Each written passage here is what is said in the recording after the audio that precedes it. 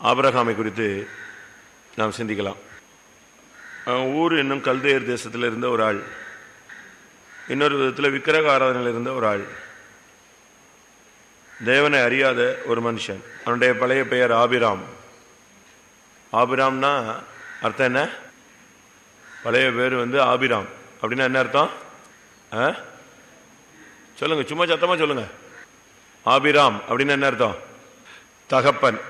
Abraham அப்படின்னா திரள் ஜனத்துக்கு தகப்பன். அதுதான் அதனுடைய அர்த்தம். ஆபிராம் அப்படின்னா தகப்பன். ஆபிரகாம்னு கர்த்தர் மாற்றினார். அப்படின்னா நீ திரள் ஒரு குடும்பத்துக்குள்ள ஆள் இல்லை, நீ திரள் ஜனத்துக்கு யாரு? தகப்பன் சொல்லி மாற்றினார். ஒரு விசுவாசி சத்தியத்துக்குள்ள வர்றதுக்கு முன்னால எந்த சுபாவத்தில் இருந்தாலும் சரி, ஒரு ஊழியக்காரன் ஊழியத்துக்கு வர்றதுக்கு முன்னால எந்த சுபாவத்தில் இருந்தாலும் சரி, அந்த ஊழியத்துக்கு வந்த பின்பு, அபிஷேகம் பெற்ற பின்பு அவனுடைய லைஃப் ஒரு தகப்பனா என்ன செய்யணும்? மாறும். பிதா உங்களுக்கு மன்னிக்கிறது போல நீங்களும், அப்படின்னா நீ அந்த ஸ்தானத்திலிருந்து என்ன செய்யணும்? மன்னிக்கணும். பிதா பூரண சர்க்குணராக இருக்கிறது போல நீங்களும் பூரணர. அப்போ அந்த ஸ்தானத்துக்கு நீங்க என்ன செய்யணும்? வரணும். பிதா தயாளனா இருக்கும் பொழுது நீ என்ன செய்யக்கூடாது? வன்கண்ணனாய் இருக்க கூடாது. அப்போ இந்த பாதையில் வந்துட்ட பின்பு நாம் பிதாக்கள். ஆபிரகாமுடைய வாழ்க்கையில் பல வெற்றிகள் இருக்கிறது, பல தோல்விகளும் இருக்கிறது. அது நம்ம சுத்திகரிப்புக்கு சில காரியங்களை எடுத்துக்கலாம். ஆதியாகமம் 12ஆம் அதிகாரம் 10ஆம் வசனம்.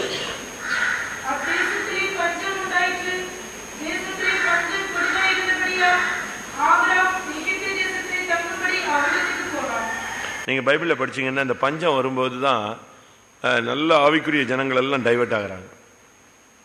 ஒரு தர்த்தரம், ஒரு பஞ்சம், ஒரு சூழ்நிலை மாறும்போது நீங்கள் அதை ரொம்ப இடத்துல படிக்கலாம்.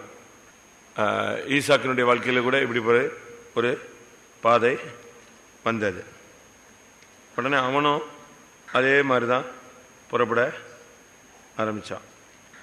அதே போல் நகோமியினுடைய வாழ்க்கையில் ஒரு பஞ்சம் வந்தது. அப்பவும் அவங்க இப்படி தான் போனாங்க. சூனேமியாளுடைய வாழ்க்கையில் இப்படி ஒரு பஞ்சம் வந்தது. அவளும் சொத்துக்கத்தெல்லாம் விட்டுட்டு எங்கே போயிட்டா? புறப்பட்டு போயிட்டா. இப்படி நீங்கள் பைபிளில் பார்த்தீங்கன்னா பஞ்சம் அநேகருடைய வாழ்க்கையை தெய்வத்தை விட்டு திருப்புது. அது வசனம் கேட்கக்கூடாத பஞ்சமாக இருக்கலாம், எழுத்தின் பிரகாரமான தருத்திரமாகவும் இருக்கலாம். வசனத்தை கேட்காம அந்த நல்லா கவனிக்கணும். இங்கே உங்களுக்கு தான் கூட்டம், எனக்கா கூட்டம்? வசனம் கேட்கக்கூடாத ஒரு பஞ்சங்கிறது வசனத்தை கேட்காம நம்ம ஒதுங்கி போறதை காண்பிக்கிறார்.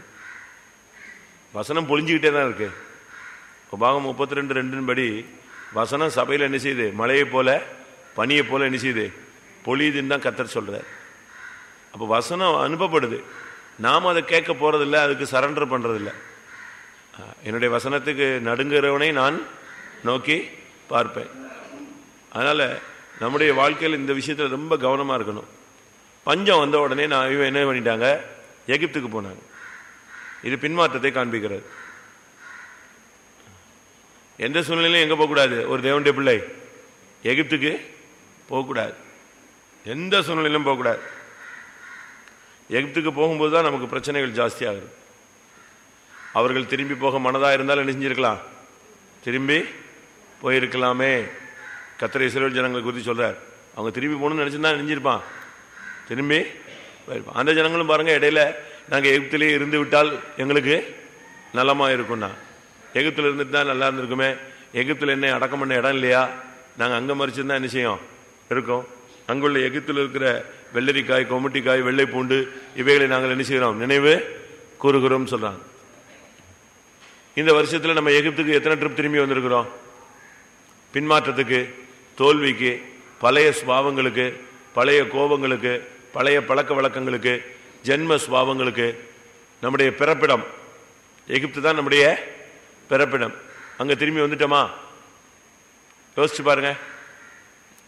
எகிப்து அது ஒரு சுண்ணாம்பு காலவாய், அடிமைத்தனத்தின் வீடு, பார்வோனுடைய ஆளுகைக்குள்ள உள்ள ஒரு இடம், இருதய கடினம். அவனுக்கு அற்புதங்கள் நடந்தா கூட, அடி விழுந்தா கூட நிச்சய மாட்டான், திருந்த மாட்டான். பார்வோனுடைய இருதயத்தை கர்த்தர் என்ன செய்தாரு? கடின படுத்திருந்தார். அப்ப எகிப்துக்கு போனோம்னு சொன்னா நம்முடைய இருதய கடினத்தை காண்பிக்கிறது. இல்ல இல்ல இன்னைக்கு நான் அனுப்பிடுறேன், இன்னைக்கு நீங்க போயிடலாம் அப்படிமா. அரை மணி நேரம் கழிச்சு சொல்லுவான், அது எப்படி உங்களை விட்டுருவேன்? உடனே அவனுடைய இருதயம் என்ன செய்யும்? கடினமாகும். இது எதை காண்பிக்கிறது? நீ காலையில பிரதிஷ்டை பண்ற, மாலையில அதை உடைக்கிறாய். எப்பெல்லாம் நீங்க பிரதிஷ்டை பண்ணி அதை உடைக்கிறீங்களோ, அதை மீறுறீங்களோ, அப்பொழுதெல்லாம் நீங்க எங்க இருக்கீங்க? எகிப்துக்கு திரும்பி திரும்பி போயிட்டே இருக்கிறோம். ஆபிரகாம் எகிப்துக்கு போனான். இந்த வருஷத்துல 360 நாள் தாண்டிட்டோம்னு நினைக்கிறேன். இதுல எத்தனை ட்ரிப்பு நாம எகிப்துக்கு போனோம், எருசலேமுக்கு வந்தோம், எரிகோவுக்கு போனோம், எருசலேமுக்கு வந்தோம். இதுல நமக்கு எல்லாருக்கும் தெரிஞ்சது. நம்ம எப்பெல்லாம் எகிப்துக்கு போனோமோ அப்பொழுதெல்லாம் பிரச்சனைகள், எப்பொழுதெல்லாம் எகிப்துக்கு போனோமோ அப்பொழுதெல்லாம் போராட்டங்கள். அதுதான் ஆதியாகமம் 12:10 அவன் எகிப்துக்கு போனான். எகிப்துக்கு போனதுனால அங்க என்ன நடந்துச்சு? பார்வோனுடைய ஆள் இவளை தூக்கிட்டு போயிட்டாங்க. யார? சாரால தூக்கிட்டு போனது. இப்ப நீ போனீன்னா உன்னுடைய லைஃப் பிசாசு தூக்கிட்டு போயிடுவான். உன் ஊழியத்தை பிசாசு எடுத்துருவான், கண்ட்ரோல் அவன் பண்ணிடுவான். இவன் போனது எதுக்காக? பஞ்சத்துக்கு. ஏதோ சோறு கிடைக்கும்னு போனான், ஏதோ பழச்சிக்கலாம் அப்படின்னு. ஆனா அங்க போன இடத்துல நடந்தது என்ன?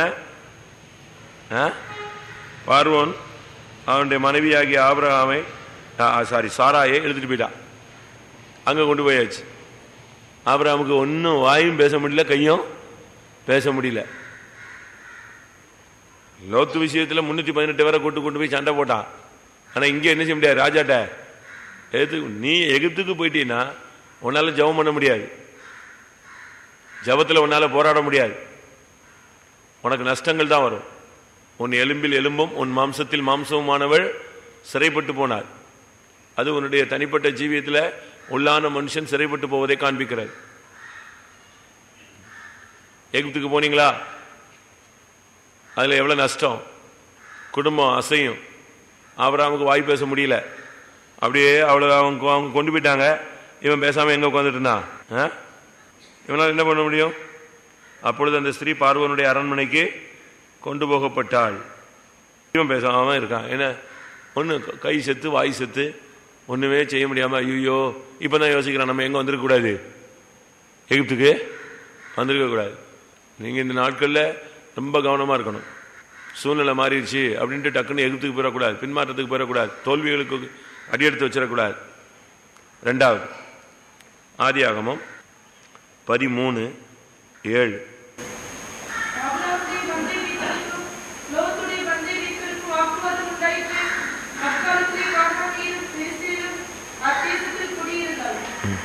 ஆனாலும் ஆபிரகாமுக்கு கர்த்தர் உதவி செய்தார். அவனை பஞ்சத்துல போய் அவன் மனைவி அங்க சிக்கிக்கிட்டாலும் கர்த்தர் கிருபையாய் இறங்கி அவளை என்ன செய்யறாரு? பாதுகாக்கிறார். நம்முடைய ஜனத்துக்கு பாருங்க எவ்வளவோ தோல்வியில் வருது. நம்முடைய ஜனம் வேண்டாம், நமக்கு எவ்வளவோ தோல்விகள் என்ன செய்யுது? வருது. ஆனாலும் கர்த்தர் என்ன செய்யறாரு? மன்னிக்கிறாரு, பாதுகாக்கிறாரு, நம்மை தப்புவிக்கிறார், கன்னிகளுக்கு விளக்குகிறார். நாம போய் தவறுகள் செய்யறோம், துணிஞ்சு செய்யறோம், தெரிஞ்சு செய்யறோம், வேணும்னே செய்யறோம், வேற வழி இல்லாம செய்யறோம், அப்படிலாம் போய் மாட்டிக்கிறோம். ஆனாலும் ஆபிரகாமுக்கு தேவன் எப்படித்தான் இருந்தாரு? உண்மையுள்ளவராய் இருந்தார். அவனை அங்க இருந்து அவனையும் பாதுகாத்தார், அவன் மனைவியையும் பாதுகாத்தார். இப்ப அடுத்த ஸ்டெப் என்னன்னா வாக்குவாதம் உண்டாகுது. ஆபிரகாம் விசுவாசத்தின் தகப்பன். லோத்து யாரு? நீதிமான். நீதிமானாகிய லோத்தை அவர் ரட்சித்திருக்க. அப்ப 2 பேரும் யாரு? விசுவாசி. ஆபிரகாமுக்கு லோத்து யாரு? க்ளோஸ் ரிலேஷன், அப்படிதானே?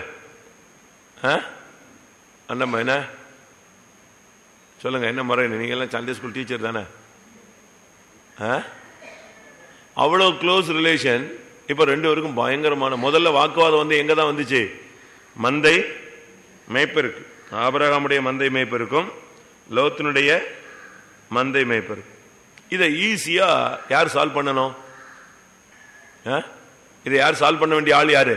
பொறுப்பு யாருக்கு? ஆபிரகாமை விட லோத்து சின்ன பையன், வயசுல குறைஞ்ச ஆள். 1. 2வது ஆபிரகாமுக்கு கானானின் தரிசனம் இருந்தது, இவனுக்கு கானானின் தரிசனம் கிடையாது. ஆனாலும் யார் கூட வந்துகிட்டே இருக்கான்? ஆபிரகாம் கூட வந்துகிட்டே இருக்கான். ஒரு சின்ன வாக்குவாதம். பாத்திரங்களை ஒன்று ஒன்று தாண்டி எடுத்து வைக்கும்போது என்ன வரும்? உரசல் வரும். இடிக்காம போகுமா? ஒன்று ஒன்று இடிக்காம போகுமா? கூட்டத்தில் உட்காடுறோம், லேசாக கைப்படும் கால்படும், எந்திரிச்சு போகும்போது யாரையாவது மிதிச்சிருவோம். பஸ்ஸில் போய் பாருங்க, ட்ரெயினில் போய் பாருங்க, இடி அங்கெல்லாம் இடி வாங்கிக்குவாங்க. பஸ்ஸில் போங்க, அவன் மிதித்து உருட்டி எடுப்பான், அதெல்லாம் வாங்கிக்குவாங்க. காசும் கொடுத்து இடியும் வாங்கிக்குவாங்க. ட்ரெயினில் பாருங்க, தொங்கிட்டு போனால் கூட அவன் இடித்து உருட்டுவான், ஆனாலும் வாங்கிக்குவாங்க. ஆனால் கோயிலில் ஒரு ஆள் லேசாக கைப்பட்டுருச்சு கால் பட்டுச்சுன்னா என்னது? என்னது? குற்றம். அப்படித்தானே? அங்கே காசு கொடுத்து இடி வாங்குவான். ஆனால் இங்கே தேவ சமூகத்தில் லேசாக ஒரு ஆள் லேசாக எந்திரிச்சு போகும்போது ஏதாவது பண்ணிட்டாங்கன்னா அது ஒரு பெரிய வருத்தம், துக்கம், சண்டை, அவ்வளோதான். உடனே அந்த லைன்லேயே உட்கார மாட்டாங்க, ஒரு 15 லைன் பின்னால் போய் உட்காந்துக்குவாங்க. இந்த மேட்டரை சிம்பிளா சால்வ் பண்ண வேண்டிய ஆள் யாரு? ஆபிரகாம். ஆனா சிம்பிளா கலத்தி விட்ட ஆளு யாருதான்? ரொம்ப ஞானமா வஞ்சகம் மாதிரி செஞ்சு அவனை கலத்தி விட்ட ஆள் யாருதான்? ஆபிரகாம் தான். ஒரு சின்ன மேட்ரு, அது எவ்வளவு சிம்பிள் மேட்டர் தெரியுமா? ரொம்ப சிம்பிள். கூப்பிட்டு மந்தை மேய்ப்பன 2 பேரையும் என்ன செஞ்சிருக்கலாம்? சத்தம் போட்டிருக்கலாம். எப்பா நீங்க 2 பேரும் சண்டை போட்டு எங்களுக்குள்ள சமான கடை உண்டு பண்ணக்கூடாது. நீ கிழக்க மேய்ச்சா நீ என்ன செய்ய? மேற்க மேய். அவன் வடக்க மேய்ச்சா நீ என்ன செய்ய? தெற்க மேய். ஏன் இப்படி சண்டை போடுறீங்க? அவன் ஒரு துறவுல தண்ணி பாய்ச்சா நீ ஒரு துறவுல என்ன செய்ய? தண்ணி காட்டு. ஒதுங்கி போனா போயிட்டு இருப்பான். ஆபிரகாம் சொன்னா ஓடியே போயிட்டு இருப்பான். அவங்களுக்குள்ள உள்ள வாக்குவாதத்தை இவன் டக்குன்னு பயன்படுத்தி யாரை கூப்பிட்டு பேசிட்டான்? மேற்பட்டே பேசல. யார்கிட்ட கூப்பிட்டு பேசினா? லோத்தை கூப்பிட்டான். நீ கிழக்க போனா நான் மேற்க போறேன், நான் மேற்க போனா நீ கிழக்க போற. டப்புன்னு ஒரே வேடி சிசரை துண்டிச்சிட்டான். செய்யலாமா? நம்ம ஆளுங்க பட்டு பட்டுன்னு பேசுவாங்க. அவன் நான்கு நின்று சாகுற மாதிரி பேசுறது. குடும்பத்தில் கூட ஒரு சிலர்லாம் புருஷன்ட்ட படார்னு பேசிடுவாங்க. ஒரு சில மனைவிட்ட பயங்கரமா பேசுவாங்க. அதாவது மனசு முறிஞ்சு போற மாதிரி என்ன செய்வாங்க? பேசுவாங்க. ஆக்சுவல் ப்ராப்ளம் என்ன, மந்தை மேய்க்கிறவங்களுக்கு என்ன பிரச்சனை வந்திருக்கும் சொல்லுங்க? இந்த ஆடு அங்கிட்டு கிராஸ் பண்ணி போயிருக்கும், அந்த ஆடு இங்கிட்டு கிராஸ் பண்ணி போயிருக்கும், இவன் அந்த ஆடை அடிச்சிருப்பான், துரத்தி விட்டுருப்பான். அப்படிதானே? உடனே அவங்களுக்குள்ள வாக்குவாதம் வந்துருச்சு. வாக்குவாதங்கிறத சால்வ் பண்ணணும் உடனே. வாக்குவாதம்னா அது ஒரு நோய். வாக்குவாதம் என்னது? நோய். அந்த வியாதி யாருக்காவது இருக்கா? இந்த நோய் இருக்கா? ஜுரம் இல்லை, அது வேற ஒரு நோய். இந்த நோய் இருந்தா அவன் எப்ப பார்த்தாலும் லொக்கு லொக்குன்னு தான் இருக்கணும். ஏன்னா இந்த நோய் இருக்குது. என்னது? வாக்குவாதம். அவன் லேசா நல்லது பேசினாலும் சண்டைக்கு இழுத்துருவான். வாக்குவாதம். அந்த நோய் அதுக்கு பேர் என்னது? வாக்குவாத நோய். வாக்குவாதம்னா லேசா இப்படி போனாலும் ஏன் இவன் இப்படி போனாமா, இப்படி போனா ஏன் இப்படி பாவா, சிரிச்சுட்டா இன்னைக்கு புதுசா சிரிக்கிறான் அப்படிமா, சிரிக்காம போயிட்டா பாரு மூஞ்சி தூக்கிட்டு போறாமா. இவனை அந்த ஆவி வந்துருச்சு. 1 தீமோத்தி 6:4.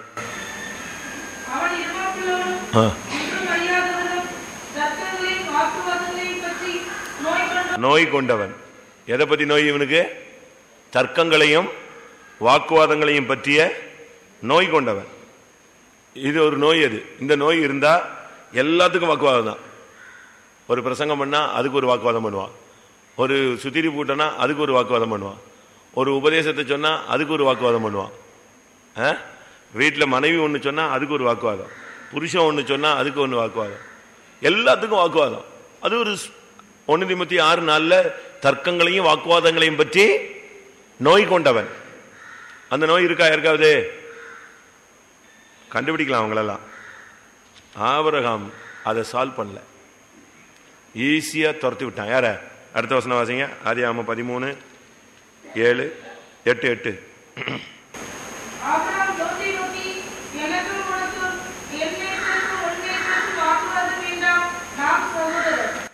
அடுத்த வருஷம்.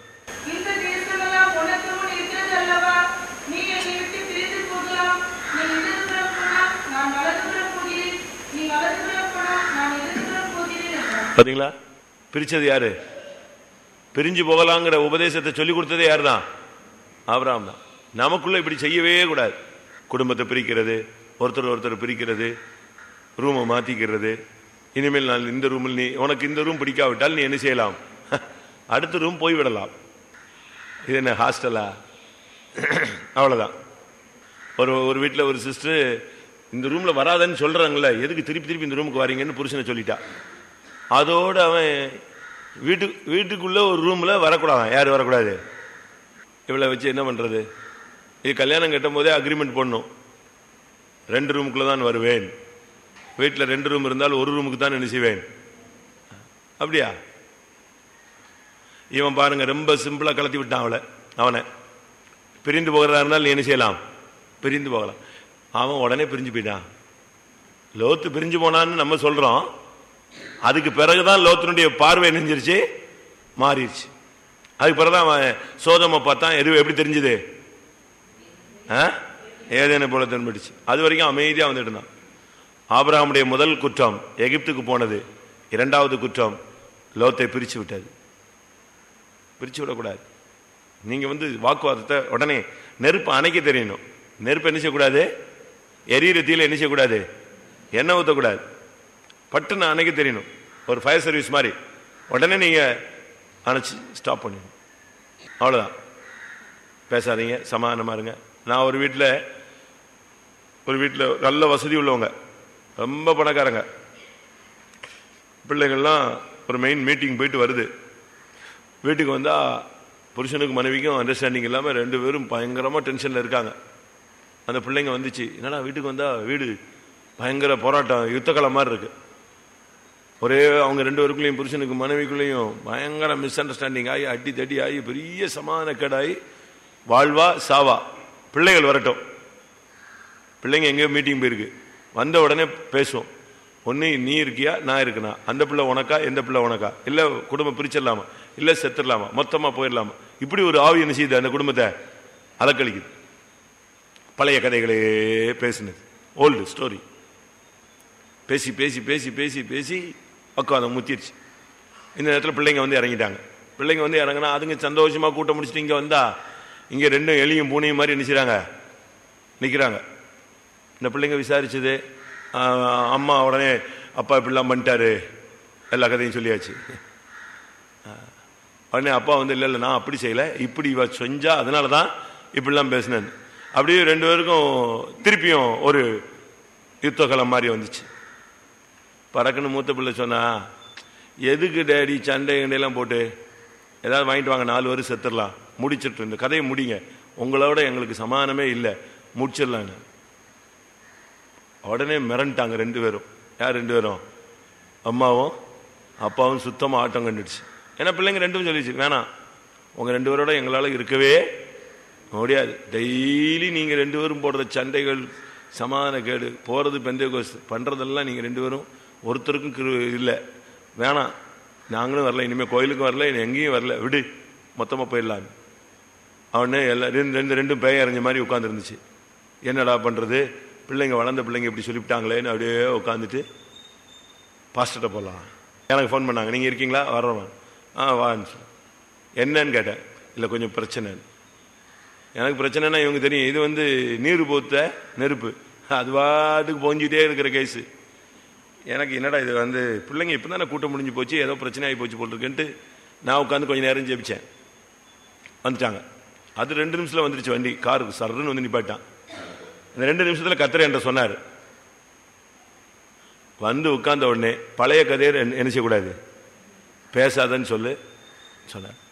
அந்த சப்ஜெக்டே பேசக்கூடாது, ஜெபம் பண்ணி அனுப்பி விட்டுரு. வந்துச்சு. நான் உட்கார்ந்தேன்.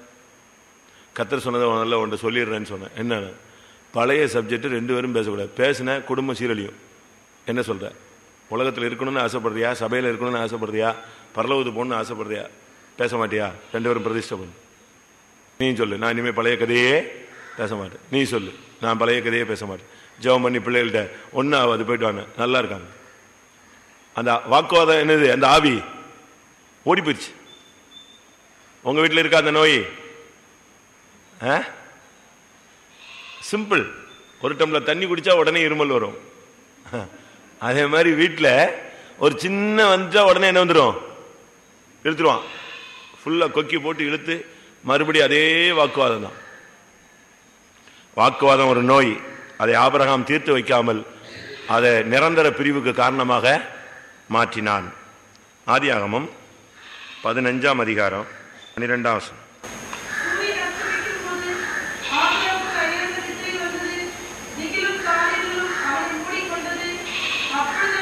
போதும் போதும்.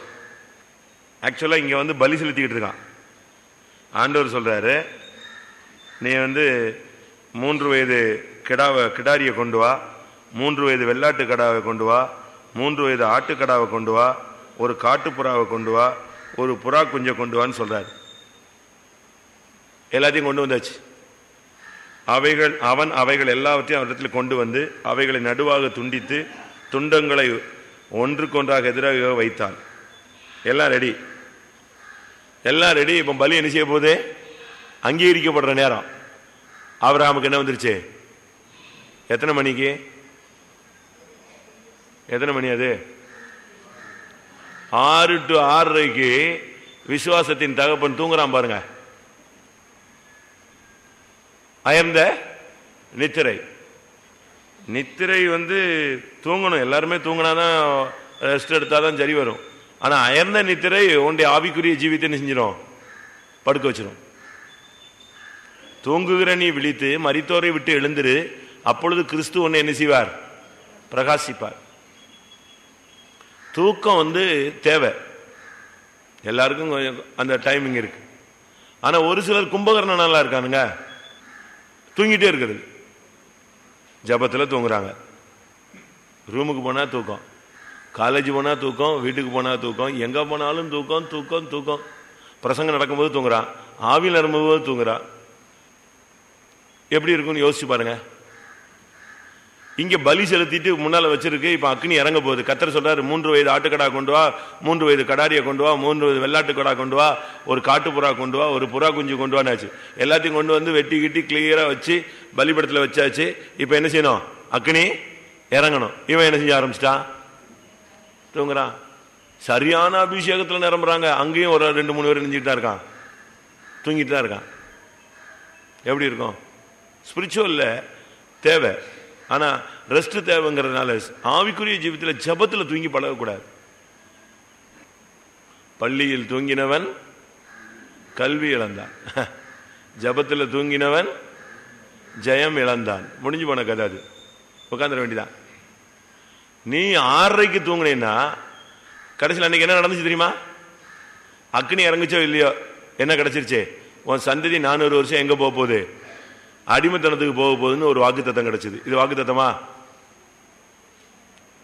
அதுக்கு பின்னால் உள்ளதான் சொல்லியிருக்கு, உன் சந்ததி எங்க இருக்கும்? 400 வருடம் அந்நிய ஜனத்தை சேவிக்கும். முடிஞ்சு வச்சா? ஜபத்துல தூங்குனீன்னா உனக்கு வாக்குத்தத்தம் கிடைக்காது, சாபமான வார்த்தைகள் கிடைக்கும். உன் சந்ததி ஆசீர்வதிக்கப்படும் செய்தி வராது. உன் சந்ததி அடிமைக்குள்ள தனத்துக்குள்ள போகுங்கிற செய்தி தான் உனக்கு என்ன செய்யும்? கிடைக்கும். ஜபத்துல தூங்குறீங்களா? ஒரு சிலர்லாம் பயங்கரமா தூங்குறாங்க. நமக்கு அந்த பழக்கத்தை நிறுத்தணும். 1 மணி நேரம், 2 மணி நேரம், ஒரு 4 மணி நேரம், 3 மணி நேரம், அவ்வளவுதான். இது புக்கில் போய் படிக்கிறது. 8 மணி நேரம் தூங்கினால் உடல் ஆரோக்கியமா இருக்கும். உடனே 8 மணிக்கு நைட்டு படுத்தாதான் காலையில் 8 மணி வரைக்கும் தூங்கலாம். காலையில் எழும்புறது 8:15, 9 மணிக்கு காலேஜ் போயிடுறான். எழும்புறது எத்தனை மணிக்கு? 8:15. சும்மா மிஷின் மாதிரி எழும்பி அது வரைக்கும் சோம்பேறியா கடந்துட்டு, அதுக்கு பிறகு எந்திரிச்சு பார்த்தீங்கன்னா அறக்க பறக்க விழுந்து எடுத்து ஒரு ட்ரெஸ்ஸை மாட்டி விழுந்து ஓடி எங்கே போய் சேர்ந்துடுறான்? ஸ்கூலுக்கும். நம்ம பிள்ளைகளை வந்து சின்ன பிள்ளைகளையே நல்லா கண்ட்ரோலில் வளர்க்கணும். அதுங்களை தூங்க விட்டுறது. 8 மணிக்கு பஸ் வருதுன்னா 7:30 தான் நினைச்சிருது. எழுப்பி போட்டு சாத்துன்னு சாத்தி குளிப்பாட்டி எடுத்து கொண்டு போய் ரோட்டில் நிப்பாட்டுவாங்க பஸ்ஸுக்கு. இதே பழக்கம்னா அவன் ஜாகிர தொட்டில் பழக்கம் சுடுகாடு வரைக்கும் தான் வச்சிருப்பான். இதை கொண்டு வந்து ஊழியத்தில் விட்டா அங்கே 7:30 தூங்குனது இங்கே 8:30 தூங்கும். ப்ரமோஷன். அங்கே வீட்டில் 7:30 வரைக்கும் தூங்கிட்டு இருந்த கேஸை ஊழியத்துக்கு கொண்டு வந்து விட்டா வந்துடும், ஊழியத்துக்கு வந்துடும். இங்கே எத்தனை மணிக்கு தூங்கும்? இங்கே 8:30 தூங்கும். ஏன்னா இங்கே ஸ்கூல் கிடையாதுல்ல, பஸ் கிடையாது. நமக்கு ஆபிரகாம் அயர்ந்த நித்திரைக்குள் போனான். அன்னைக்கு அவனுடைய சந்ததி எங்க போச்சு? ஜப நேரத்தில் நீங்க ஜபத்தில் நிக்கலன்னா தோத்து போவீங்க. ஆதியாகமம் 15:13 சாபங்கள் அவனுக்கு வந்து சேர்ந்தது. எவ்வளவு நல்ல ஒரு மனுஷன் சாபத்தை வாங்கிட்டானே. வாசிங்க 13ஆம் வசனம்.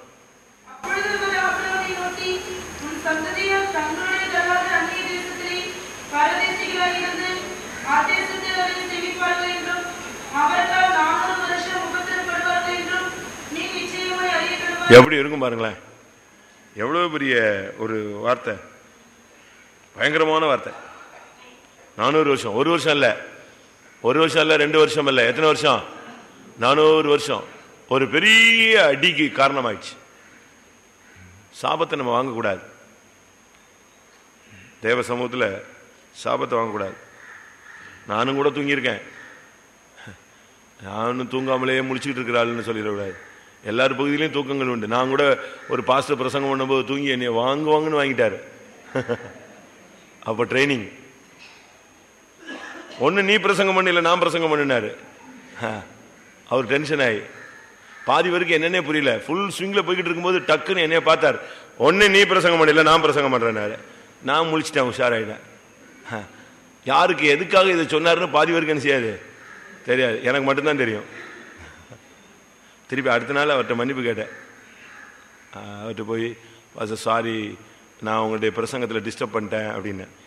ஒன்னே மாத்திரம் இல்லை, ஒன்னே மாதிரி ரொம்ப தூங்கணும், அதனால தான் ஒன்னே கையை காட்டினாரு. அவர் மலேசியாவிலேருந்து வந்து 5 நாள் ஸ்டடி, கண்டினியூ ஸ்டடி ஓடிக்கிட்டு இருக்கு.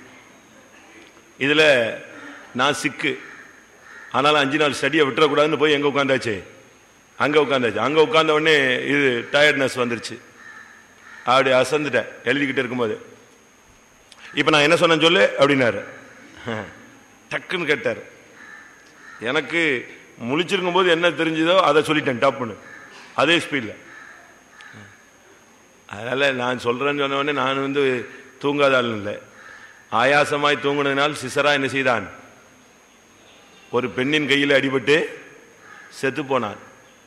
சிம்சோன் தூங்கினபடினால் பிரதிஷ்டையை இழந்து கண்கள் பிடுங்கி சிறைச்சாலையிலே மாவரைக்க போனான். அதனால நம்ம இந்த நாட்களில் தூங்குனா நம்முடைய வாழ்க்கையில் தோல்வியை சந்திச்சு எங்கே தான் போவோம்? விழுகைக்குள்ளதான் போவோம். ஒரு பெரிய சாபத்துக்கு நாம் காரணர்களாய் மாறுவோம். அடுத்து ஆதியாகமம் 18ஆம் அதிகாரம் 22ஆம் வசனம்.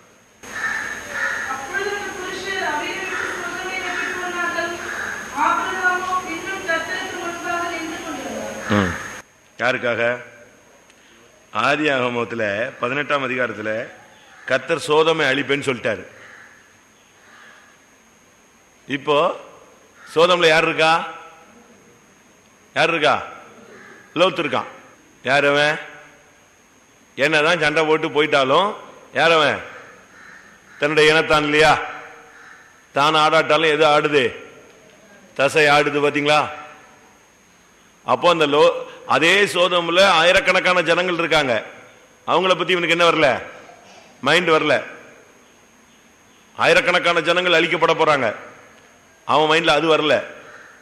இப்ப அவன் மைண்ட் குறுகிய கண்ணோட்டத்தில் வருது. 50 நீதிமான் இருந்தா அழிப்பீரோ, 40 பேரு, 20, 30 பேரு, 20 பேரு, எங்க வந்துட்டான்? 10. இன்னும் டைரக்டா எதான் பேர் சொல்லல. என் சொந்தக்காரன் ஒருத்தங்க இருக்கான்னு சொல்லல.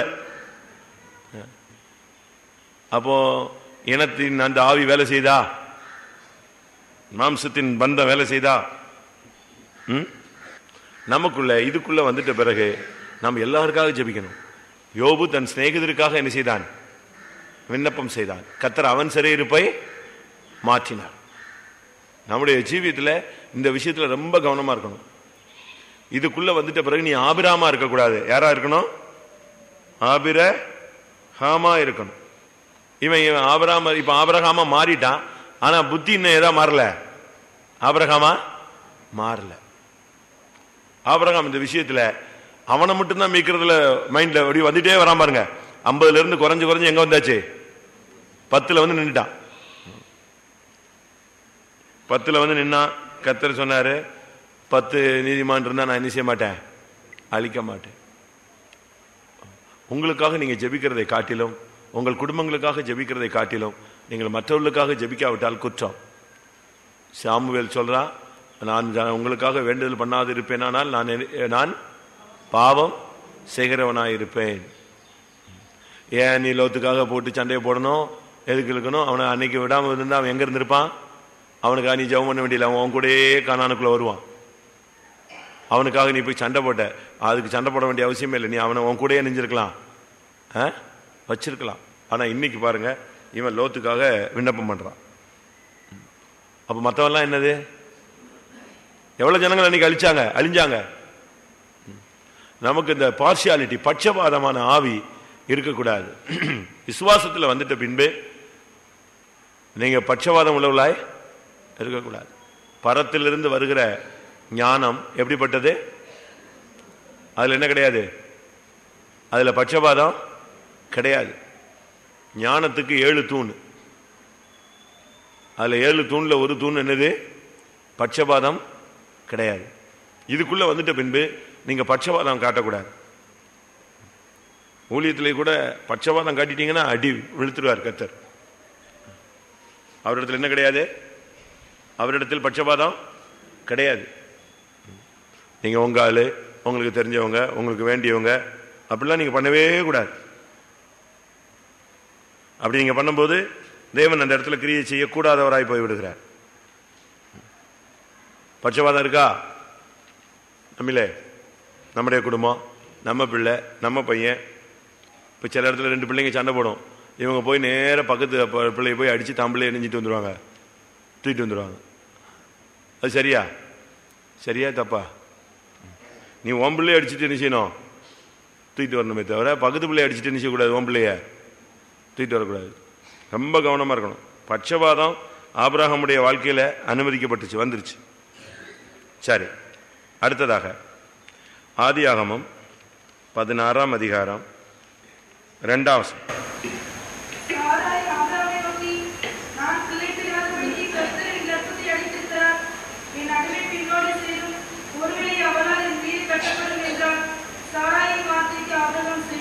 இங்கதான் ஆபிரகாம் ஃபர்ஸ்ட் அடுத்த மெயின் ஃபெயிலியர்ல வர்றான். வாக்குத்தத்தத்துக்கு மாறான ஒரு பாவத்துக்கு இடம் கொடுக்கிற இடம் எதுதான்? கர்த்தர் அதுக்கு சொல்லியிருக்காரு, உனக்கு தருவேன்னு சொல்லியிருக்கிறாரு. அதுக்கு அதுக்குள்ள இவன் டைவர்ட் ஆயிட்டான். எங்க சாரால் சொன்னான்னு சொல்லிட்டு இவன் யாரை சேர்த்துக்கிட்டான்? ஆகாரை சேர்த்தான். தவறு. வாக்குத்தத்தம் காலம் தாமதமானாலும் என்ன செய்யும்? நிறைவேறும். அது குறித்த காலத்தில் நிறைவேறும். அப்படித்தான் தீர்க்கதரிசன புஸ்தகத்தில் இருக்கு. தரிசனம் காலதாமதமானாலும் என்ன செய்யும்? நிறைவேறும். வாசிங்க அந்த வசனம். நீ காத்திருக்கணும், கர்த்தருடைய வார்த்தைக்கு நீ காத்திருக்கணும். அபகூக் வாசிங்க.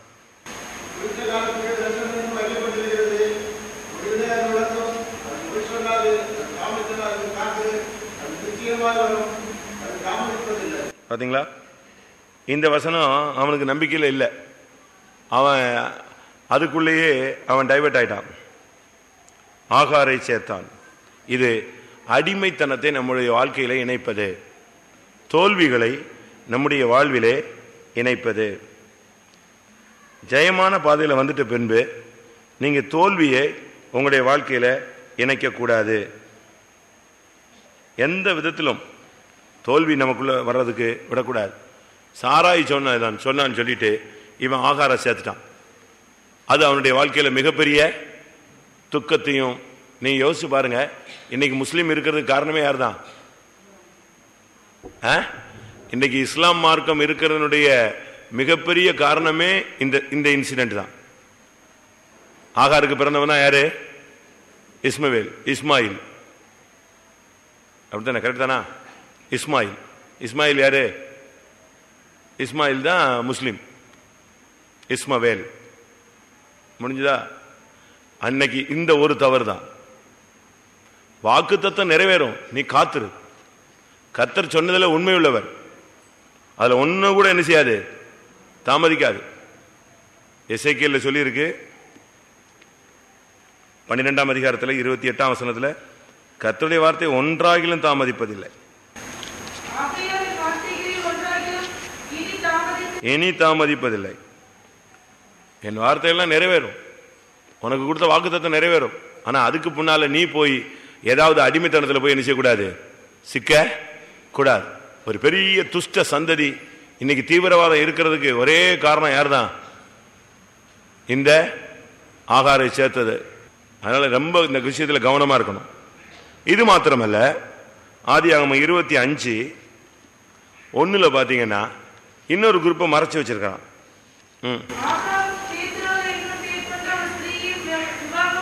இது பாத்தீங்களா, இது கடைசி லிஸ்ட்ல வருது. மெல்ல எப்படி ஆண்டவர் சொல்லி இருக்கிறாரு, சாராய் மூலமா நான் உனக்கு ஒரு குழந்தையை, கவனிங்க எல்லாரும், சாராய் மூலமா நான் உனக்கு ஒரு குழந்தையை தருவேன்னு சொல்லி இருக்கிறார்.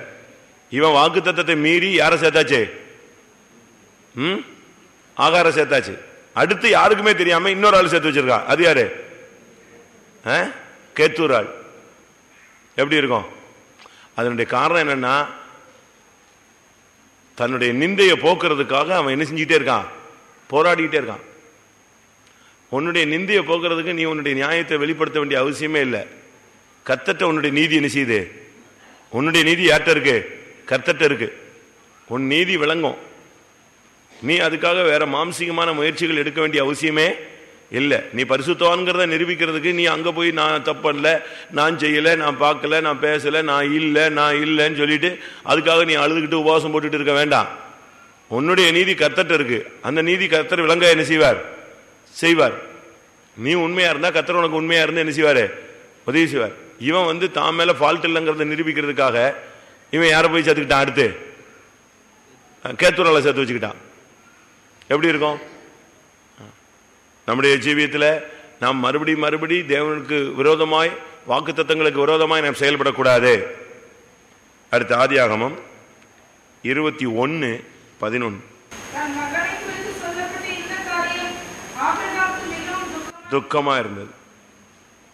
தாம் மகனை பத்தி, தாம் பிள்ளைகளை பத்தி யாருக்காவது சொல்லிட்டா அவங்களுக்கு வருங்க பாருங்க. தாம் பிள்ளைய பத்தி யாருமே என்ன சொல்லக்கூடாது.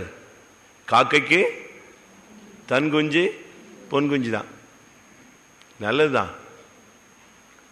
ஆனா பிள்ளைய பத்தி சொன்னது அவனுக்கு பயங்கர துக்கமா இருந்துச்சு. ஆக்சுவலா விசுவாசி, அவன் விசுவாசத்தின் தகப்பன். அநேகருக்கு தாம் பிள்ளைகள் பண்ற தப்பை பத்தி சொல்லிட்டா அவ்வளவுதான். உங்க பிள்ளை சரியில்லைன்னு சொல்லுங்க, அவ்வளவுதான். உடனே இவங்க கோயிலுக்கு வர மாட்டாங்க. பிள்ளை சரியில்லைன்னு சொல்லிட்டா போதும், உடனே போட்டு அவனை போட்டு சாத்துன்னு சாத்துறது. அப்படி சரிங்களா? பிள்ளையை குறித்து சொன்ன வார்த்தை துக்கமா எண்ணப்பட்டது. பிள்ளைங்கள் விஷயத்துல ரொம்ப கவனமா இருக்கணும், ரொம்ப கவனமா இருக்கணும். பிள்ளைகள் விஷயத்துல நீங்க கவனம் இல்லைன்னா அவங்களுக்கு, இப்ப நீங்க சம்பாதிக்கிறதெல்லாம் யாருக்கு தான்? ஓடி ஆடி உழைக்கிறதெல்லாம் யாருக்கு தான்? எல்லாம் யாருக்குன்னு தான் சம்பாதிக்கிறீங்க? கத்தருக்காக வச்சுறீங்க? எல்லாம் பிள்ளைங்க தான் செஞ்சுட்டு இருக்கோம். அப்ப அந்த பிள்ளைங்களை நீங்க நல்லபடியா வளர்த்து நீங்க என்ன செய்யணும்? ஆளாக்கணும். அப்சலோம் தப்பு செய்யறான், அம்னோன் தப்பு செய்யறான். இந்த தாவீதுக்கு அவனை சீர்படுத்துறதுக்கு சக்தி இல்லை. கேட்டா அபிஷேகம் பண்ணப்பட்டவன் ராஜான்னு சொல்றான். அம்னோன் தப்பு செஞ்சான்ல, அம்னோன் தப்பு பண்ணிட்டான். அவனை யார் கண்டிச்சிருக்கலாம்? யார் கண்டிச்சிருக்கலாம்? தாவீது கண்டிச்சிருக்கலாம். ராஜா அவனை கூப்பிட்டு ஒரு சிக்ஷை கொடுத்திருந்தா அவனை அப்சலோம் என்ன செஞ்சிருக்க மாட்டான்? கொண்டிருக்க மாட்டான். இவன் கோவப்பட்டானா, ஆனா என்ன செய்யல? அவனை போய் கண்டிக்கல, சிரிச்சிக்கல, ஒண்ணுமே கிடையாது. ஏன்னா அவன் தான் எங்க வரப்போறான்? சிங்காசனத்துக்கு வரப்போறான். அதனால அவன் என்ன தப்பு பண்ணலாமா? கடைசியில் கர்த்தர் அப்சலோம் நினைஞ்சிட்டான், அவனை அடிச்சே கொண்டான். அப்சலோம் விரட்டிக்கிட்டு யார் போறது? தாவீது போறான். அது எப்படி? நான் சொல்றது கரெக்டா? அம்னோன் தப்பு செஞ்சதுக்கு தாவீது கோபம் கொண்டான், சீறி எழுந்தான், அவ்வளவுதான்.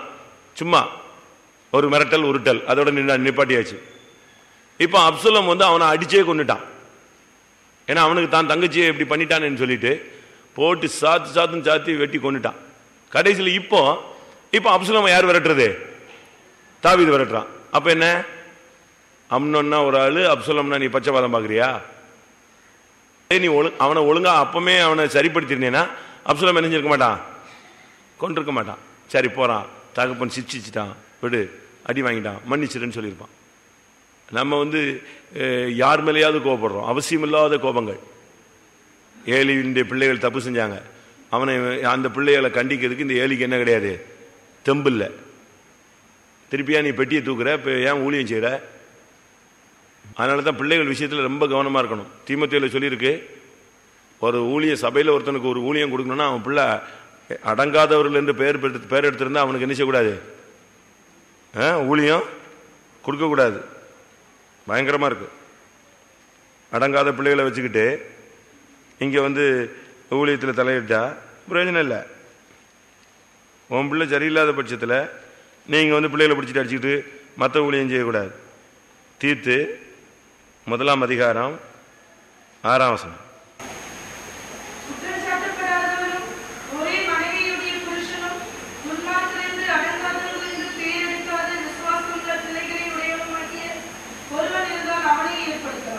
துன்மார்க்கர் என்றும் அடங்காதவர்கள் என்றும் பெயரெடுக்காத விசுவாசமுள்ள பிள்ளைகளை உடையவனுமாகிய ஒருவன் இருந்தால் அவனை சண்டே ஸ்கூல் ஊழியத்துக்கு ஏற்படுத்தலாம், பந்தி ஊழியத்துக்கு ஏற்படுத்தலாம், டிராக்ஸ் ஊழியத்துக்கு ஏற்படுத்தலாம், ஏரியா பிரேயர் எடுக்க ஏற்படுத்தலாம். சரிதானே நான் சொல்றது? அப்படித்தானே? இவன் பிள்ளை அங்க ரவுடி பையலா சுத்திட்டு இருப்பான், இவங்க சபையில் உள்ள பிள்ளைகளை அடிச்சுக்கிட்டு கீழ்ப்படி, அன்பாயிரு, சமாதானமாரு. நீ உங்க வீட்டில் போய் முதல்ல என்ன செய்ய, அந்த உபதேசத்தை பண்ணு. மகனை பத்தி சொன்ன உடனே ரோஷம் யாருக்கு வந்துருச்சு? ஆபிரகாமுக்கு. அது எப்படி என் பிள்ளையை பத்தி சொல்லலாம்? சொன்னது யாரு? மனைவி தான் சொன்னா. ஒரு சிலருக்கு பாருங்க, வீட்டில் இந்த மனைவிமார் இந்த பசங்க பண்ற சேட்டையில போட்டு அடி அடி அடிச்சிருவாங்க. இந்த பிள்ளைங்க வந்த உடனே யார்கிட்ட சொல்லி கொடுக்கும்? தகப்பன்னு சொல்லும். இந்த தகப்பனுக்கு புத்தி இல்லாம வந்த உடனே யாரை பிடிச்சி அடிப்பான்? மனைவியை பிடிச்சி அடிப்பான். நான் சொல்றது உண்மைதான். ரொம்ப வீடுகள் எப்படி இருக்கு? ஏன்னா பிள்ளைய மனைவி என்ன செய்யக்கூடாதா? அடிக்க கூடாது. காட்டுக்கழுதையை தன்னிச்சையா திரிய விட்டவன் யார்? காட்டுக்கழுதை மாதிரி வளர்க்கணும்னு தான் ரெடி பண்றான். அது பின்காலத்தில் உனக்கு என்ன செய்யாது, உதவாது, அடங்காது. வீட்டில் அடங்கலைன்னா அது எங்க அடங்கணும்? தெருவில் அடிபட்டு தான் அடங்கும். வீட்டில் அடங்கலைன்னா எங்கதான் அடங்கும்? தெரியாதா? வீட்டில் அடங்காதது தெருவில் அடங்கும், ஊர்ல அடங்கும். இங்க நீ சரிப்படுத்தலைன்னா அங்கதான் மாட்டோம். இவன் விஷயத்துல, இஸ்மவேல் விஷயத்துல அவனுக்கு சொன்ன உடனே இவனுக்கு பயங்கர துக்கம். அப்படியே சாப்பிடாம போய் உட்காந்துட்டான். தான் பிள்ளைய பத்தி எப்படி சொல்றாங்களே, தான் பிள்ளைய பத்தி எப்படி சொல்றாங்களே. தான் பிள்ளைய பத்தி ஏன் இப்படி சொல்றாங்க? தீனால் ஊர் சுத்திட்டு வந்தா, அவளை கண்டிக்கிறதுக்கு யாக்கோபுக்கு சக்தி இல்லை. ஏன் இப்படி சுத்தின, எப்படி வாழ்க்கையை கெடுத்துட்டு நடு ரோட்டில் நிக்கிறேன்னு சொல்றதுக்கு யாருக்கு சக்தி இல்லை? பொண்ணை அடக்கி வளர்க்கறதுக்கு யாக்கோபுக்கு சக்தி இல்லை. ஆனா சிமியோனும் லேவியும் போய் பட்டயத்தை எடுத்து வெட்டு வெட்டுன்னு வெட்டிட்டு வந்துட்டான் அவ்வளவு வரையும். அது இவனுக்கு துக்கமா இருந்தது. யாருக்கு? நான் சொல்றது உங்களுக்கு கஷ்டமா இருக்கும். தீனால் சுத்தினதுக்கு யாக்கோபு ஒரு வார்த்தை சொன்னானா? நீ வெளியே போனது தப்பு, அங்க போய் பல்ல காட்டினது தப்பு, அவன் கூப்பிட்டான்னு நீ போனது தப்பு, வாழ்க்கை இழந்துட்டு வந்திருக்கிய ஒன்னு. அவளை என்ன செஞ்சிருக்கலாம்? கண்டிச்சிருக்கலாம். அதை விட்டுட்டான். அதை விட்டுட்டு சிமியோனும் லேவியும் பிடிச்சி எல்லாரையும் வெட்டிட்டு வந்துட்டானுங்க, ஊரையே காலி பண்ணிட்டான். இவன் சொல்றான், என் பேரை கெடுத்துட்டீங்க, என் பேரை கெடுத்துட்டீங்க, என் வாசனையே நெஞ்சிருச்சு, கெட்டு போச்சு. உன் பொண்ணு ஊர்லாம் சுத்தி கெட்டு போனா அதுக்கு அதை பத்தி பேச்சு கிடையாது உனக்கு. இவன் போய் சண்டை போட்டானா அதுதான் நெஞ்சுதான். வாசிங்க ஆதியாகமத்தில் 34 அதிகாரம் 30 வசனம்.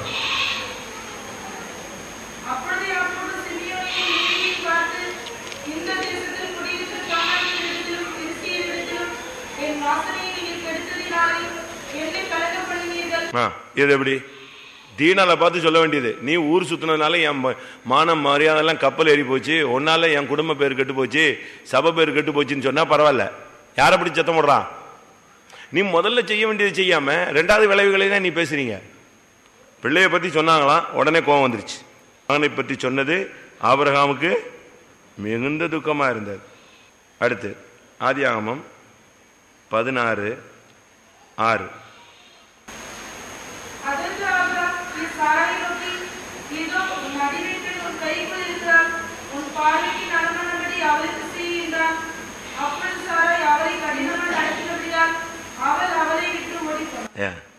இப்போ அவள் கல்யாணம் கட்டி கொடுத்த உடனே அவளை கட்டிக்கிட்டான்.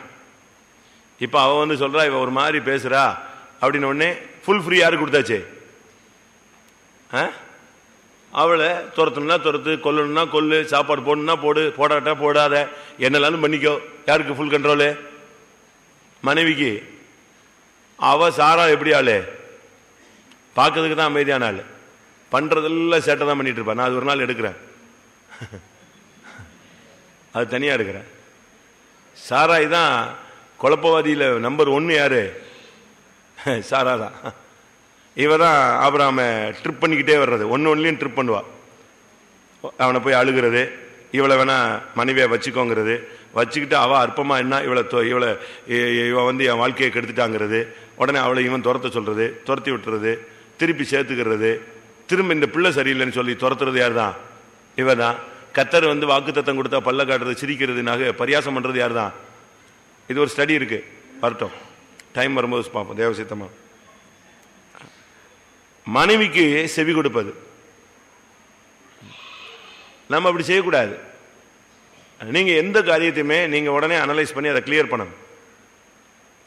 சாராய் வந்து சொன்ன உடனே இந்த அடிமை பெண் என்னை என்ன செய்யறதில்ல, கனம் பண்றதே இல்லை, என்னை அற்பமா என்றா கர்த்தர் அதுக்கு நியாயம் தீர்ப்பாராக. யாருக்கு யார் நியாயம் தீர்க்கிறது? யாருக்கு யார் நியாயம் தீர்க்கிறது? அடிமை பண்ண கொடுத்தது நீ, அடிமை பண்ண துரத்த சொல்றது யாரு? நீ. இதுல வந்து ஆபிரகாம் சரியா செய்யலன்னா கர்த்தர் உமக்கும் எனக்கும் நின்று என்ன செய்வாராக? நியாயம் தீர்ப்பாராக. உடனே சாபம். ஆபிரகாம்கிட்ட புருஷன்ட்டே வம்பு இருக்கிற ஆளு இவ தான்.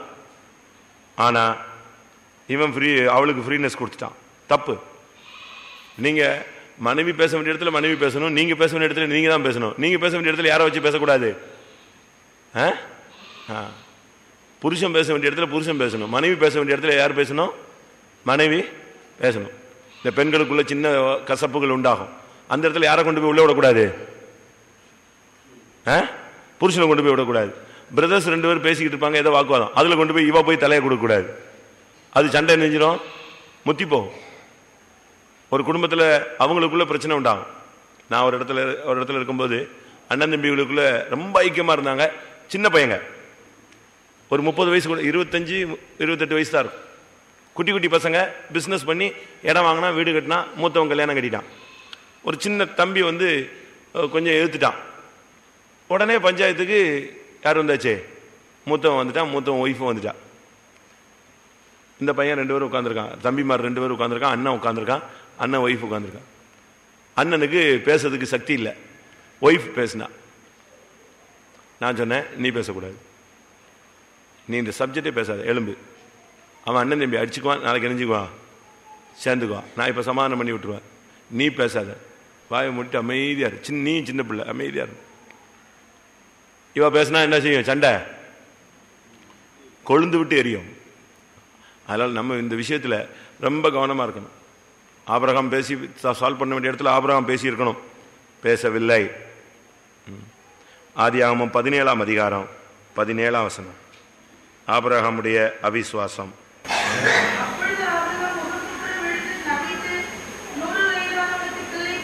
போதுமா? கர்த்தர் திரும்ப திரும்ப சொன்னாலும் இவனுக்கு என்ன உண்டாகுது? அவிசுவாசம் தான் வந்துகிட்டே இருக்கு. அதனால தான் ஒரு பாஸ்டர் சொன்னாரு, அவனுக்கு 99 வயசுல தான் எதே வந்துச்சு? விசுவாசமே வந்துச்சு. அப்பதான் கர்த்தர் சொல்றாரு, நீ எனக்கு முன்பாக நடந்து கொண்டு உத்தமனாய் இரு. நம்முடைய ஜீவியத்தில் அவிசுவாசம் வரவே கூடாது. தோமா சொன்னா, நீங்க எல்லாம் பாத்தீங்கன்னு சொல்றீங்க, ஆனா நம்பல. நான் என்ன செய்யணும்? கைகளிலும் அவருடைய விழாவிலும் நான் தொட்டு பார்த்தால் ஒழிய நான் என்ன செய்ய மாட்டேன், நம்ப மாட்டேன். அப்பதான் அவர் வந்து சொன்னாரு, தோமாவே நீ எப்படி இரு, அவிசுவாசி ஆயிராம எப்படி இரு விசுவாசி. நீ ஊழியக்காரன் 2வது ஸ்டெப், முதல்ல விசுவாசியவே இல்லையே நீ. மார்க் 16ஆம் அதிகாரத்தில் இயேசு கடிந்து கொண்டார்.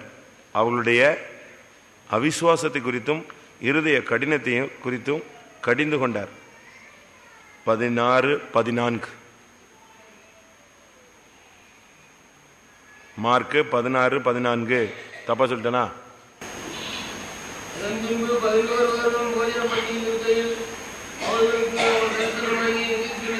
தம்மை கண்டதில்லை, அவர் நம்பாமல் போனது நிமித்தம் அவர்களுடைய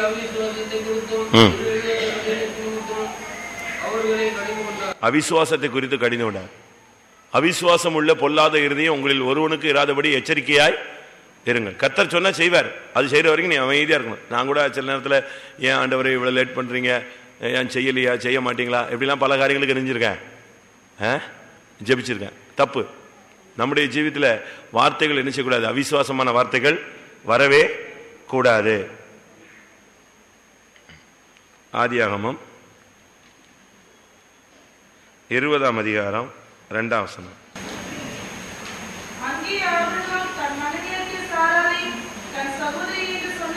இந்த சூழ்நிலைகளுக்கு ஏற்ற மாதிரி பிளேட்டை மாற்றி மாற்றி பேசுறது ஆபிரகாமுடைய ஒரு பழக்கம்.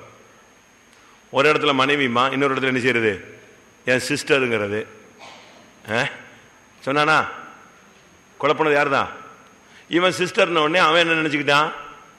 கூட பிறந்த சிஸ்டர்னு நினைச்சுக்கிட்டான். அதான் விஷயம். அப்படிதான் பைபிள்ல இருக்கு. அதுக்கு விளக்கம் கொடுக்கும்போது அவன் கேட்கறான், நீ உன் சகோதரின்னு சொன்னாயே. ஆமா, எனக்கு ஒரு விதத்துல இவன் மனைவி, ஆனா என் தகப்பனுக்கு இவ யார் கிடையாது? மகா கிடையாது. என் தாய்க்கு மகா கிடையாது. இப்படி பிளேட்டை மாத்துவான். சூழ்நிலைகளுக்கு ஏற்ற மாதிரி நீங்க என்ன செய்யக்கூடாது? வார்த்தைகளை மாற்றக்கூடாது. புருஷன்ட்ட ஒன்று பேசுறது, பக்கத்து வீட்டுக்காரன்ட்ட ஒன்று பேசுறது, பாஸ்டர்ட்ட ஒன்று பேசுறது, அப்படியே ட்ரிப் பண்ணி சூழ்நிலைக்கு ஏற்ற மாதிரி என்ன செய்யக்கூடாது? வேர்டை மாற்றக்கூடாது. கரெக்டா சொல்லு. நீ உன் மனைவின்னு சொல்லிட்டா பிரச்சனையே நெஞ்சிருக்கும், முடிஞ்சு போயிடும். நீ இந்த பூர்ண பிரதிஷ்டையில் நிற்கிற மாதிரி சிஸ்டருங்கிறது, பிரச்சனை வந்தா இப்படி பிளேட்டை மாத்துறது, அப்படி மாத்துறது, இதெல்லாம் இந்த கதையெல்லாம் நீ பேசக்கூடாது. ஒழுங்கா பேசு. ஆபிரகாம் தானே நீ? விசுவாசத்தின் தகப்பன் தானே? விசுவாசம்லாம் நினைக்கிற. கர்த்தர் உனக்காகத்தானே கிரியை செய்கிறார். உன்னை நடத்துறார், உன்னை போதிக்கிறார், உனக்கு போஷிக்கிறார், உன்னை பராமரிக்கிறார். தெளிவாரு சத்தியத்தில். சூழ்நிலைகளுக்கு ஏற்ற மாதிரிலாம் வேர்ட்ஸை மாற்றி மாற்றி எல்லாரையும் குழப்பக்கூடாது. அன்னைக்கு அபிமெலக்குக்கு அடி விழாத குறை தான். அடுத்து தீர்க்க தரிசனமே சொல்லாத ஒரு தீர்க்க தரிசி. ஆபிரகாம் தீர்க்க தரிசனம் சொன்னானா? ஆபிரகாம் தீர்க்க தரிசனம் சொன்னானா? நீங்க எல்லாம் சொல்லியிருக்கீங்களா? சொல்லியிருக்க. ஆனா தீர்க்க தரிசனம் சொன்னானு எனக்கு தெரியல. பைபிள் இருக்கா? எங்காவது இருக்கா? தெரியல. தெரியாம தான் சொல்றேன். நான் இதா சொல்லல, எனக்கே டவுட் ஆயிடுச்சு. இப்போ ஆபிரகாம் தீர்க்க தரிசனம் சொன்னானா சொல்லலையா? ஆதியாகமம் 20ஆம் அதிகாரம் 7ஆம் வசனம்.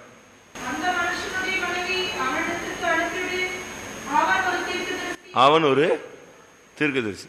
இங்க இன்னைக்கு சபையில இது இப்படிப்பட்ட தீர்க்கதரிசி தான் இருக்கான். பேரு தான் தீர்க்கதரிசி. ஒரு தீர்க்கதரிசனம் கிடையாது.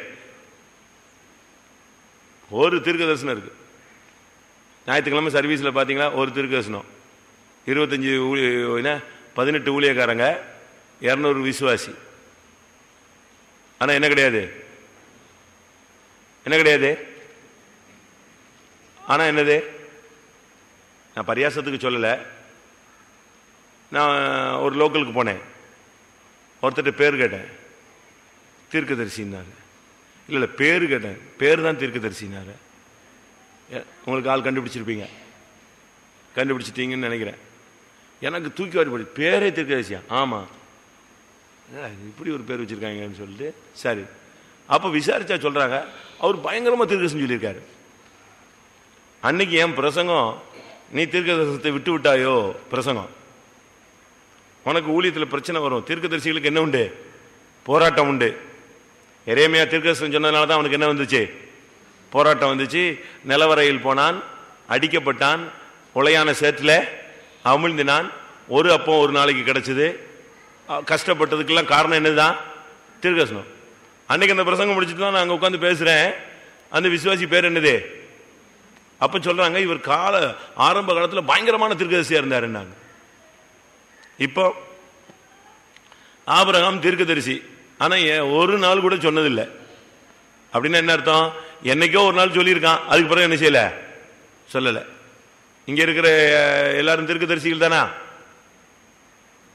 பைபிள் படி ஊழியக்காரங்க அவ்வளவு வெறும் தீர்க்கதரிசிகள். அப்படித்தான் பைபிள் சொல்லுது. என்னுடைய ஊழியக்காரராகிய தீர்க்கதரிசிகள், தீர்க்கதரிசிகளாகிய ஊழியக்காரர், அப்படி ரெண்டுக்குமே வசனம் அப்படி மாறி மாறி வரும். அப்ப விசுவாசிகள் எல்லாரும் நீங்களாம் ஊழியக்காரங்க தானே? விசுவாசிகள் ஊழியக்காரங்களா இல்லையா? லேவியராகமம் 25 கடைசி 25-55. இஸ்ரவேல் புத்திரர்லாம் யார் தான்? விசுவாசிகள்லாம் ஊழியக்காரங்க. அப்படின்னா ஞாயிற்றுக்கிழமை 200 தீர்க்கதரிசனம்லாம் வரணும். பட்ட பட்ட பட்ட பட்ட பட்டன்னு வெடிக்கணும்ல எல்லாம். ஆபிரகாம் தீர்க்கதரிசி, தீர்க்க தரிசனம் சொல்லாத ஒரு தீர்க்கதரிசி.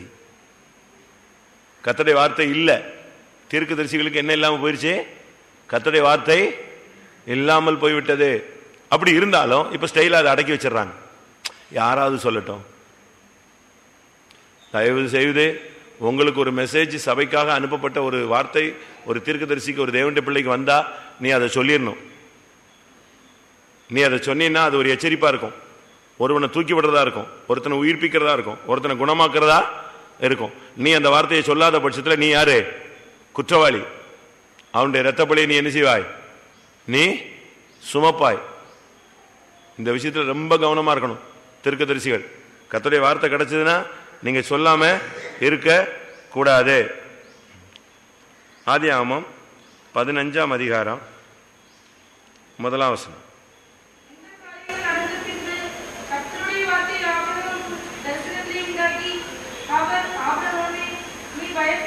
பயப்படாது. ஆபிரகாமுக்கு எப்படி போவோம், எப்படி நடக்கும், இது நடக்குமா, அது நடக்குமா, ஏதோ காணான்னு ஒன்று சொல்றாரு, இது கிடைக்குமா, ஒரு பயம் இருந்துகிட்டே இருக்கு உள்ள. இது சக்சஸ் ஆகுமா, இது நடக்குமா, இது நடக்குமா, இப்படி இதே ஒரு பயத்தின் ஆவி.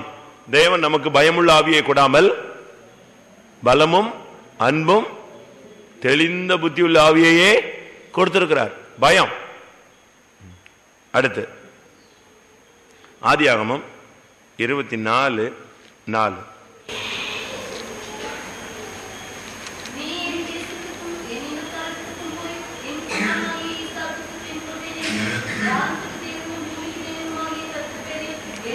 ஆனேட்டு என்னதான் ஆபிரகாம் கதை சொன்னாலும் கல்யாணம் கட்டும் போது எங்க வந்துட்டான்? எங்க போயிடு, எங்க போயிடு, என் இனத்திட்ட போய் கல்யாணம் கட்டுங்கிறான். வந்துருச்சா ஜாதி?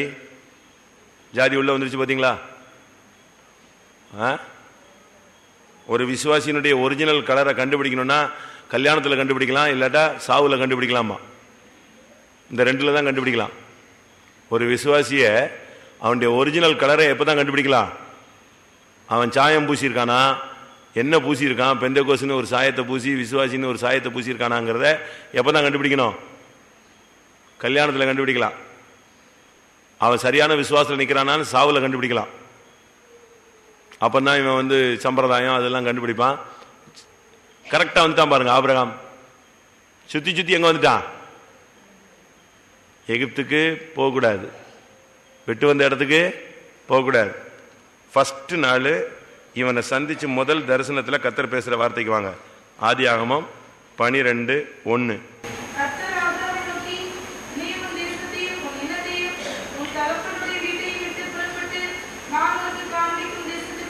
முடிஞ்சுதா? கர்த்தர் ஃபர்ஸ்ட் சொன்னது என்னது? முதல்ல உள்ள வந்த உடனே சொன்னது என்னது? உன் தேசத்தையும் உன் இனத்தையும் விடு. இப்ப இங்க என்ன சொல்றான்? இங்க என்னாச்சு? 24 நாள்ல நீ எங்க போ? என் தேசத்துக்கும். கர்த்தருடைய வார்த்தையை மீறிட்டியா? ஜாதி வந்துருச்சா? அது என்னதான் இருந்தாலும் அது வேற ஜாதியில கட்டி கொடுத்தா அவ்வளவு சரி வராது. அந்த புத்தி இந்த புத்தி என்ன செய்யாது? சேராது அப்படின்னு சொல்றான். சேரும். நீ சரியா இருந்தா என்ன செய்யும்? சேரும். உன் புத்தி சரியில்லைன்னா ஒன்னும் என்ன செய்யாது? சேராது. ஆண்டவருடைய திட்டங்கள்ல மாற்றங்கள் கிடையாது. நம்ம தான் மாற்றி வச்சுட்டு அலைகிறோம் ஜாதியை பார்த்துட்டு. அவன் பாருங்க உடனே எலியாசர் சொல்றான், ஒருவேளை அந்த பெண் வராவிட்டால் நான் உன் குமாரனை எங்க கொண்டு போட்டுமா? எகிப்துக்கு கொண்டு போட்டுமான்னு ஒரு கொஸ்டின். என் பிள்ளைய மட்டும் நெஞ்சிடாத, அங்க கொண்டு போயிடாத. கர்த்தர் அதெல்லாம் செய்வாரு. எல்லாம் கர்த்தர் தான் செய்வாரு. ஜாதியில போய் கரெக்டா பண்ண பார்த்துட்டு இந்த காரியம் கர்த்தரால் வந்தது. கூட்டிட்டு ஓடுறவனு இதே வசனம் தான் சொல்றான். அப்படித்தானே?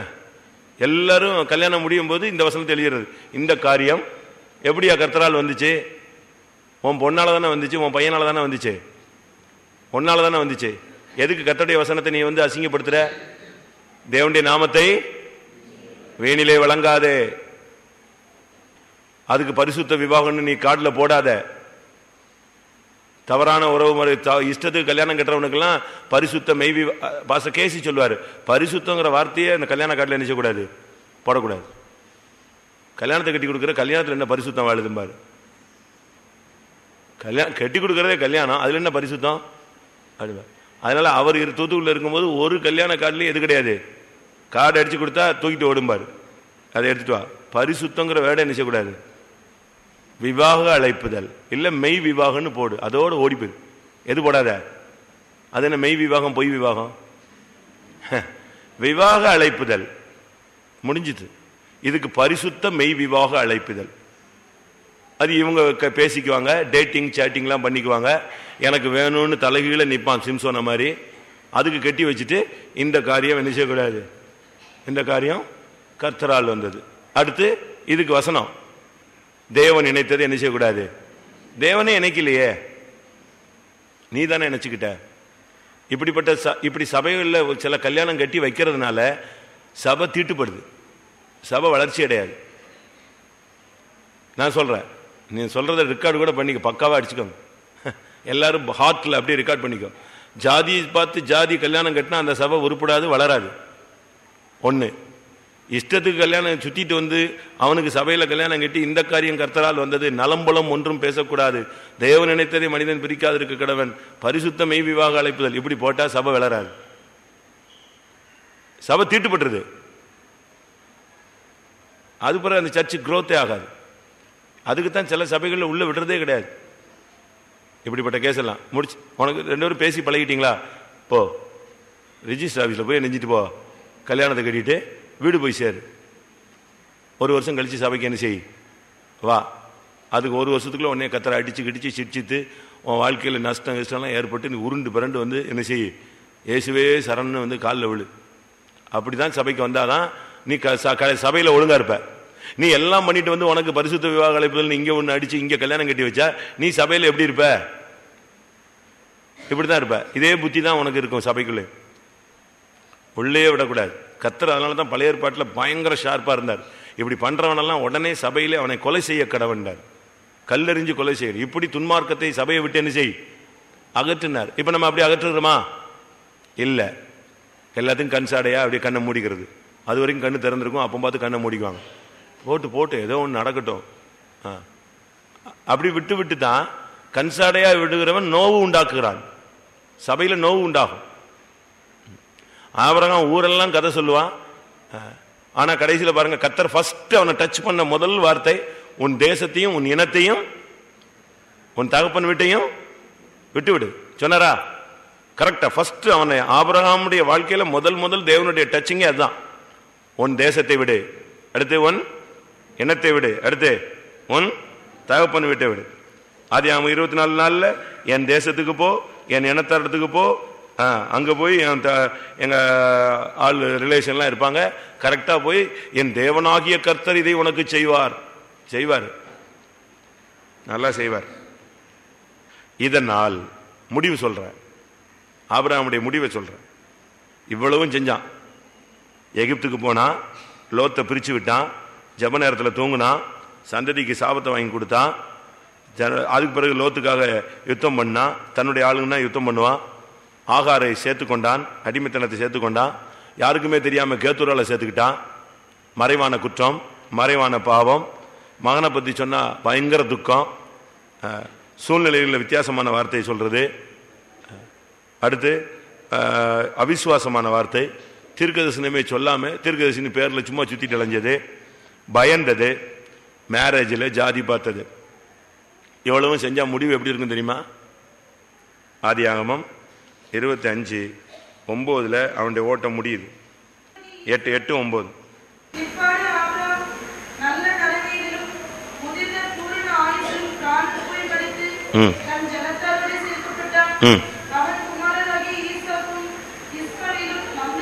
யார் வந்துட்டா?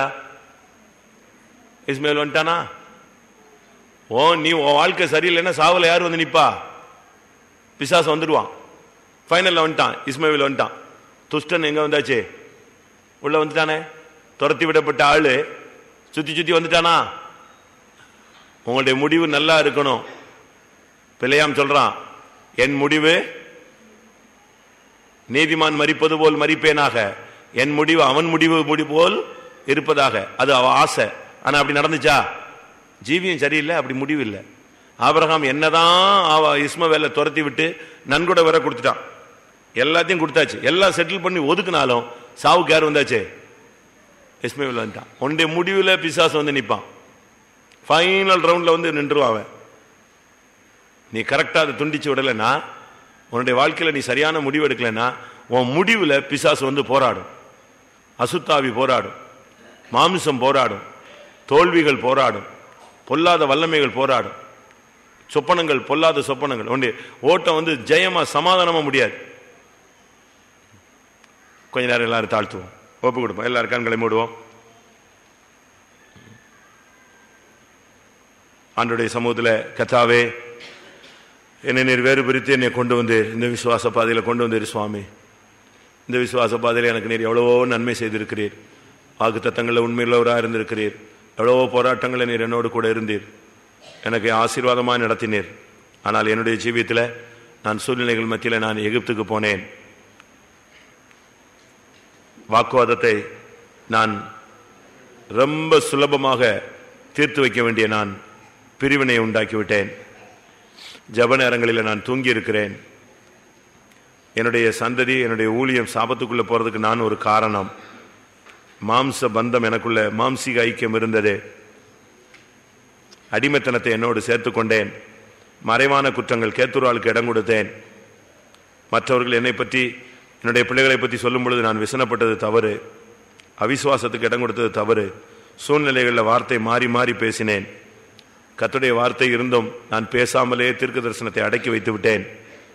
கர்த்தர் செய்வாரா என்கிற ஒரு கேள்வியும் அவிசுவாசம் எனக்குள் போராடி கொண்டே இருந்தது. சூழ்நிலைகள் மத்தியில் நான் ஜாதி, சம்பிரதாயங்கள், பட்சவாதங்கள் எனக்குள் வந்துவிட்டது. கர்த்தாவே, என்னை மன்னியும். என்னுடைய முடிவு ஜெயமாய் மாற வேண்டும். என்னுடைய முடிவில் இஸ்மவேல் வரக்கூடாது. என்னுடைய முடிவில் ஈசாக்கு மட்டுமே வர வேண்டும். ஆமென். எல்லாரும் கொஞ்ச நேரம் முழங்கால் போட்டு கர்த்தருடைய சமூகத்தில் தாழ்த்தி ஒப்பு கொடுத்து, ஆண்டவருடைய பாதத்தில் ஆபிரகாமுக்குள்ள உள்ள குறைகள் நமக்குள்ள இருக்கிறதா என்பதை நாம் ஆராய்ந்து பார்த்து அறிக்கையிட்டு தேவனுடைய சமூகத்திலே நாம் ஒப்புரவாகிக் கொள்வோம். சூழ்நிலைகளிலே எகிப்துக்கு போனது கர்த்தாவே, வாக்குவாதங்களை கர்த்தாவே நிறுத்தாமல் பிரிவினைகளுக்கு இடம் கொடுத்தது மன்னியும் ஆண்டவரே. ஜப நேரங்களில் கர்த்தாவே நித்திரைக்கு இடம் கொடுத்ததெல்லாம் மன்னியும் கர்த்தாவே. அநேக தோல்விகளுக்கு நாங்களே காரணமாய் அமைந்ததெல்லாம் மன்னியும் ஆண்டவரே. அடிமைத்தனங்களை மறுபடி எங்களுக்குள்ளே அனுமதித்தது தவறு சுவாமி. மறைவான குற்றங்களை மன்னியும் கர்த்தாவே. சூழ்நிலைகளுக்கு ஏற்ற மாதிரி பேசுறதெல்லாம் மன்னியும் ஆண்டவரே. எங்களுடைய அவிசுவாசங்களை மன்னியும் ஆண்டவரே. பயத்தையும் திகழையும் ஆண்டவரே, அவநம்பிக்கையை எடுத்து போடும் ஐயா ஆண்டவரே. பட்சவாதம் உள்ளவளா நாங்கள் காணப்பட்டது கர்த்தாவே. மறுபடி இஸ்மவேலுக்கு இடம் கொடுத்தது ஆண்டவரே. ஆபிரகாமுக்குள்ளே மறைந்திருந்ததான தோல்விகள் நமக்குள்ளே இருந்தால் அறிக்கை என்கிற ஒரு வழி மூலமாக அதை நாம் வெளியே தள்ளிவிடலாம். அது அறிக்கை மூலமாக அது வெளியே போய்விடும். அறிக்கை பண்ணப்பட்டால் அந்த பாவத்துக்கு உயிர் இல்லை, அது அடிபட்ட மாதிரி, அது தலை நசுக்கப்பட்டது போல. ஆமென். இந்த ஆபிரகாமுடைய காரியங்களில் 10-15 காரியங்கள் கேட்டோம். அது அப்படிப்பட்ட தோல்விகள் நமக்குள்ள இருக்குமானால் நாம எழும்பி அறிக்கையிடும் பொழுது அந்த ஆவி அடிபடுகிறது, தலை நசுக்கப்படுகிறது. ஆமென். எனக்குள்ளும் கூட இந்த ஆபிரகாமின் தோல்விகள் மறைந்திருந்தது. நான் அதை உணர்கிறேன், அதை அறிக்கை செய்து விட்டு விடுகிறேன் என்று எண்ணுகிறவர்கள் எழும்பி அறிக்கை